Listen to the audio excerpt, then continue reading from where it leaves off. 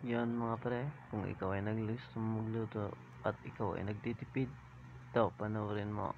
Magluluto tayo ng gatang na dilata. Yung dilatang gagamitin natin ay mackerel. So nagsibok muna ako ng sibuyas, bawang, luya. Yan, ginisa ko muna ang ating bawang.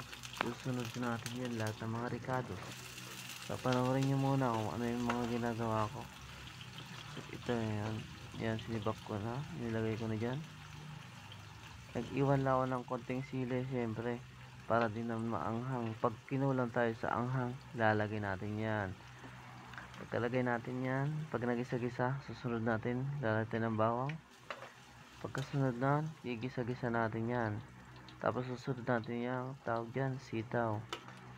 Sasama natin sa gisa yan. Halo-haluin mo lang, gisa-gisa mo yan para lumambot agad.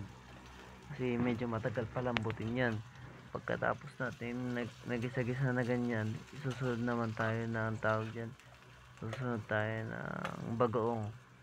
Alam pag nagagata kasi mga pre, alag tayo ng gagawin para mas masarap yan. Pag isama natin sa gisa yan, pagkatapos may gisa-gisa yan lang, susunod natin sabaw ng mackerel. Alam nyo guys, bakit mackerel yung ginamit ko dyan? Sobrang sarap ng mackerel na yan. Walang katat. Kahit anong luto na gusto mo guys, kung magluto ka ng sinigang, pwede yan. Kaya, pwede yung mackerel na yan. Pagkatapos natin may lagay yung sabaw ng mackerel, pag kumulo konti yun, ilalagay natin yan. Kung kumama na yan. Subukan nyo to. Sobrang solid mga men. Tapos yan, susunod natin yung asin. Lalagyan natin ng asin yan. Tapos pag nakalagay natin asin yan, halo-haloy natin, mag-aantay tayo ng pakulo yan.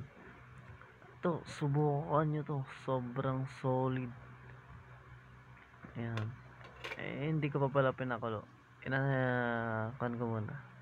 Sinunod ko na muna yung tawag yan, yung laman niya. Tapos susunod natin yung bechin. Para masarap. Halo-haloin mo ganyan. Tapos waiting na siguro, pakulo na yan. Pag kumulo na, yan, lagay mo yan pichay. Sobrang sarap ng pichay. Yan. Ayun kumulo saglit lang. Titikman na yan ni pare. Musta yung lasa mga chip? Ano? Solid o hinalo-halo pa? Baka siguro. Ay, okay na to. Yan, plating tayo mga guys. Sobrang sarap niyan. Subukan mo to. And thank you for watching guys.